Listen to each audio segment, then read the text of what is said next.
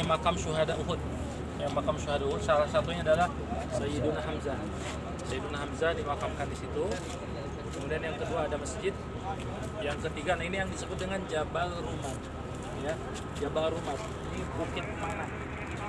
Yang ini bukit pemanah. Ini bukit pemanah.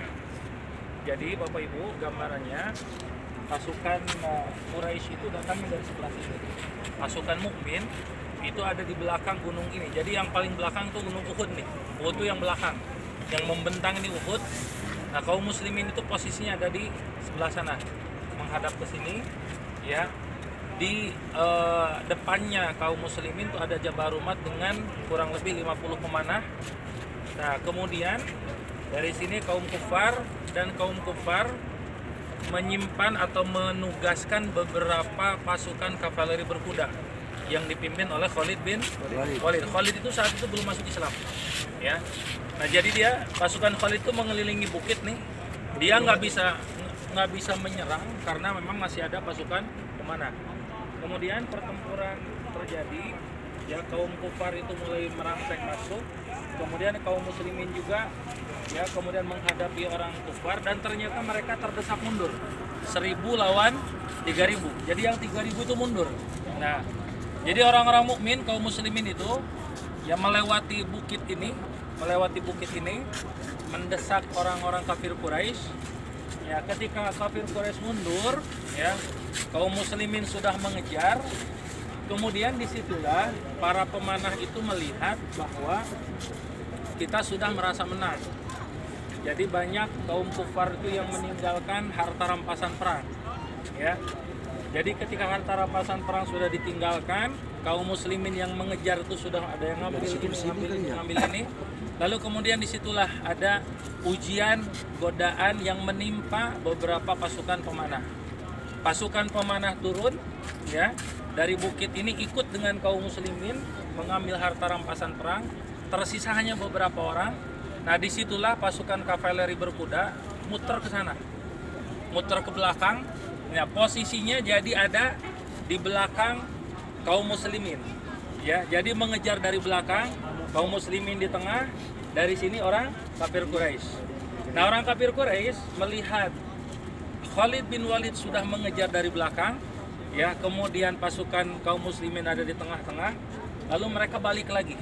Jadi kaum muslimin posisinya dijepit. Nah, ketika terjepit lalu kemudian kaum muslimin lari ke arah bukit ke sebelah sana. Nah, kurang lebih gambarannya seperti itu. Ya. Itu episode pertama, karena episode Uhud, perang Uhud itu tidak hanya sekali, ya. Ya, Rasulullah dan para sahabatnya sempat mengejar lagi. Jadi setelah naik ke bukit Uhud, ya, kemudian kaum kufar itu tidak sampai bisa mengejar ke atas, ya.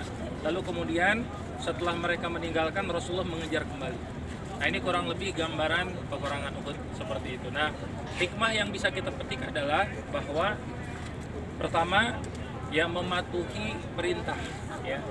Jadi kenapa ati'ullah wa ati'ur rasul, ya, mentaati Rasulullah itu menjadi sesuatu yang penting karena di balik itu memang apa yang disampaikan oleh Nabi, wa ma yantiqu 'anil hawa in huwa illa wahyu yuha, itu pasti wahyu dari Allah.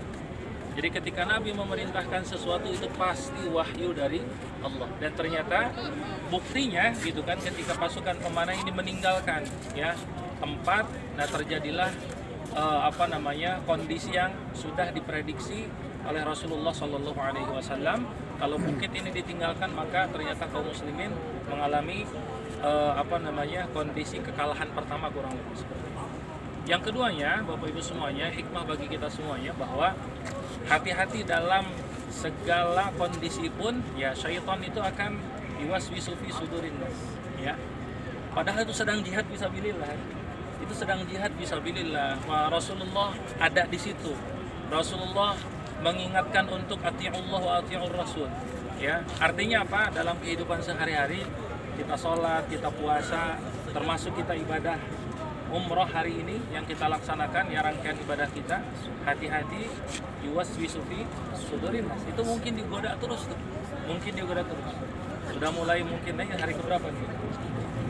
Hari keempat, ya. Mungkin bayang-bayang lelah, capek, ya, bayang-bayang keluarga.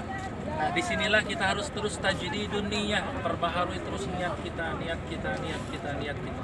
Ya, kalau ada rasa lelah jamaah semuanya secara